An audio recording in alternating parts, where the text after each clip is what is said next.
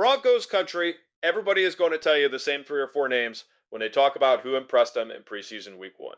Everybody. And look, those guys deserve the credit.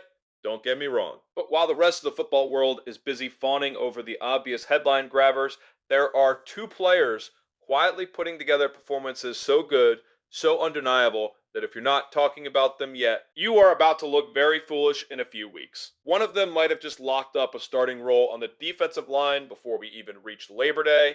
The other might have just saved an entire position group from a season-altering injury. Buckle up, because this is the breakdown nobody else is giving you. Before we get into it, though, I have to say something, because it genuinely means a lot.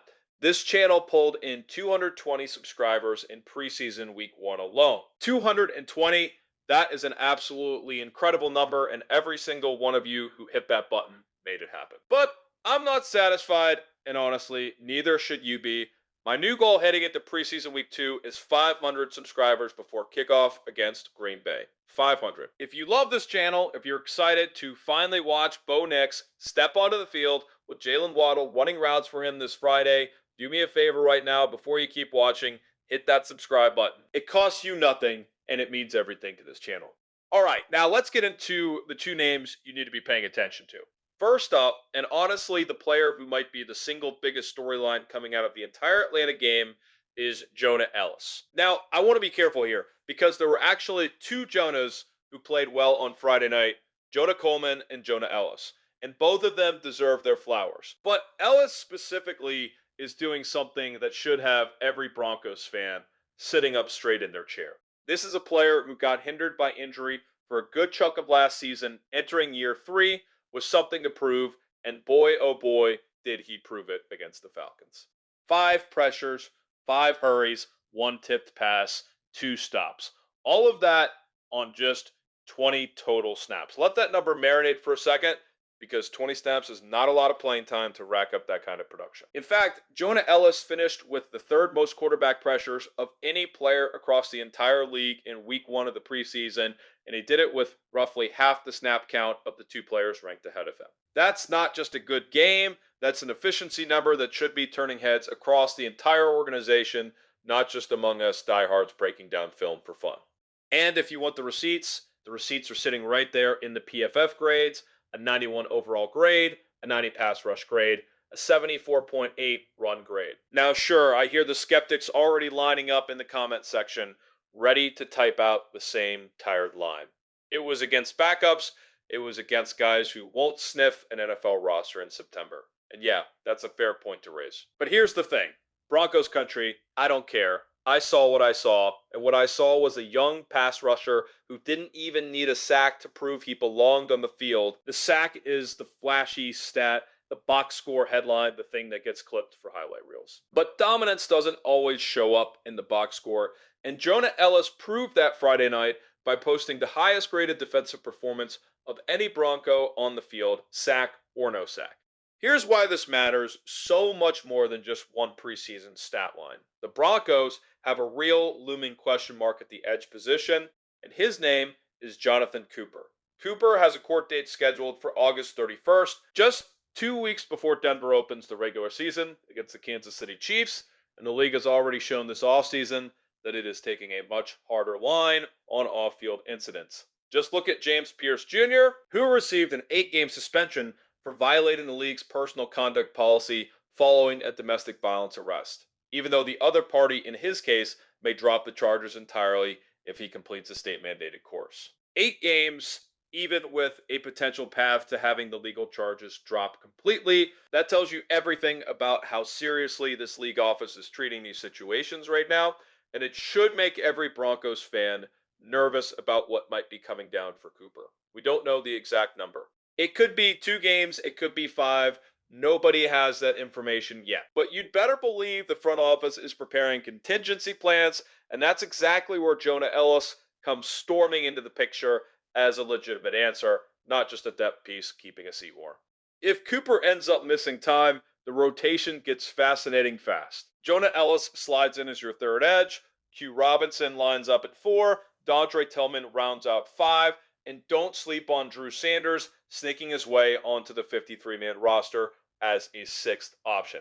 Sanders actually stood out late in the Atlanta game, and his development is proof of something bigger happening behind the scenes in Denver. This front office passed on bringing back a legend in Von Miller this offseason, and Miller ended up signing with the Dallas Cowboys instead. That tells you the Broncos are genuinely confident in the young talent they've been developing in that edge room. Maybe there is a storybook reunion with Von Miller somewhere down the road, but for this season, the future of that position belongs to the young guys, and Jonah Ellis just kicked the door wide open. Now let's talk about the second player who deserves way more attention than he's currently getting, and that's linebacker Reed Murdoch, or as some of you might know him from the box score, RJ Murdoch. I want to be upfront if I didn't mention him earlier in my initial reactions.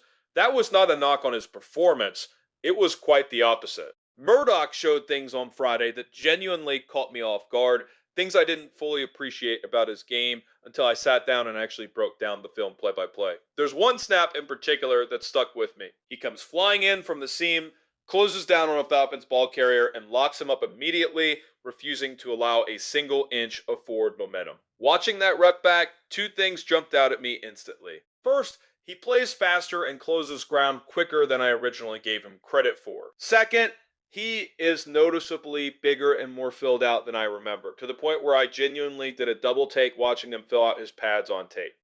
And it's not just the eye test. Every single time Murdoch wraps up a ball carrier, he hits like he's trying to end the play with a statement, not just a tackle. He wants that forced fumble. He wants the ball on the ground. That kind of hunger, that kind of physical tenacity is exactly what you want to see from a young linebacker trying to carve out a role on a contending roster.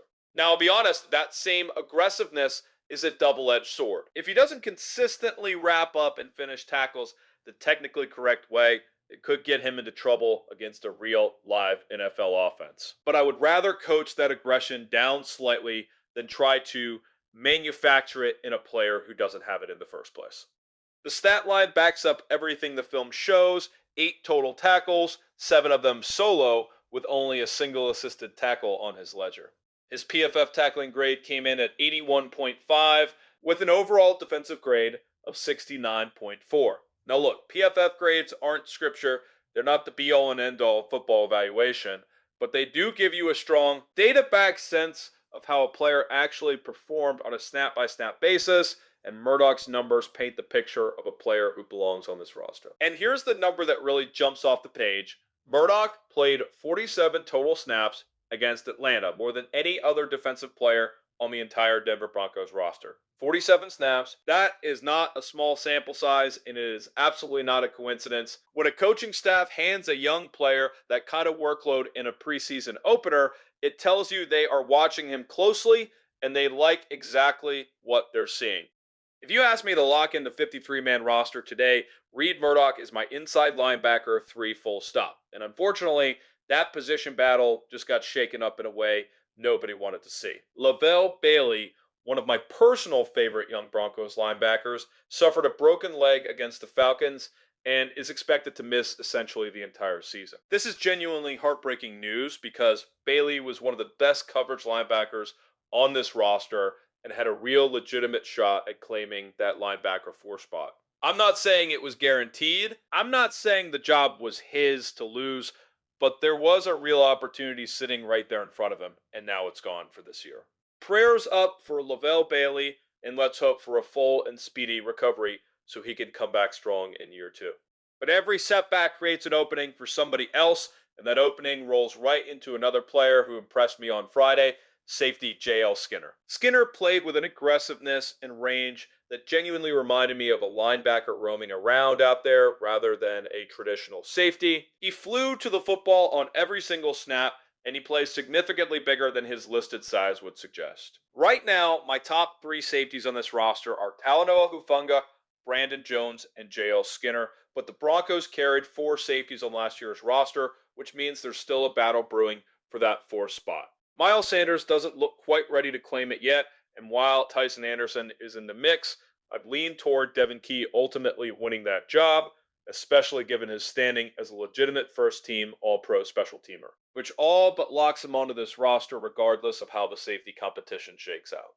But here's a name I want to throw into the mix that not enough people are discussing. Taylor Rapp, Given how safety depth got tested late last season when Brandon Jones went down with an injury and the Broncos had to lean on PJ Locke to fill the void, and given that Locke is no longer on this roster, it would make an enormous amount of sense for the front office to bring in a proven veteran like Rapp to compete and add a safety net, no pun intended, to this room. Whether that happens or whether some undrafted or practice squad player earns a midseason elevation instead remains to be seen, but safety depth is officially a storyline to track heading into final roster cuts. So here's what we've got heading into Friday night's showdown against the Green Bay Packers. At Empower Field at Mile High, the first home game of the season, and the night Bo Nix officially takes the field. Jonah Ellis has planted his flag as a legitimate answer at edge, whether Jonathan Cooper's situation resolves cleanly or not. Reed Murdoch has forced his way into serious linebacker 3 conversations with one of the most complete preseason performances on the entire roster. And the safety room, thanks to Lavelle Bailey's unfortunate injury, just opened up in a way that could shake up final roster decisions before we even reach September. Let me know down in the comments who you think was the biggest winner from Denver's win over Atlanta, because we did not just beat the Falcons on Friday, we thumped them. We put a whole thumbprint on that scoreboard. Drop your pick down below, and let's get a real conversation going. And before you close out of this video, Broncos country, I need you locked in for one more push. We are chasing 500 subscribers this week, and every single one of you reading this sentence right now has the power to help us get there.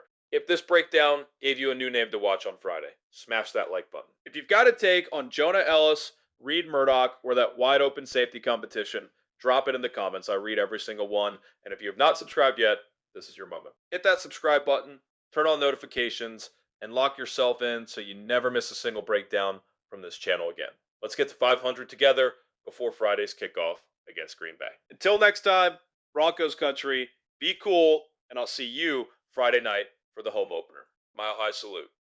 Hey everyone, I'm working to hit 2,000 subscribers and I need your help to get there. If you enjoy the content, please hit that subscribe button right now.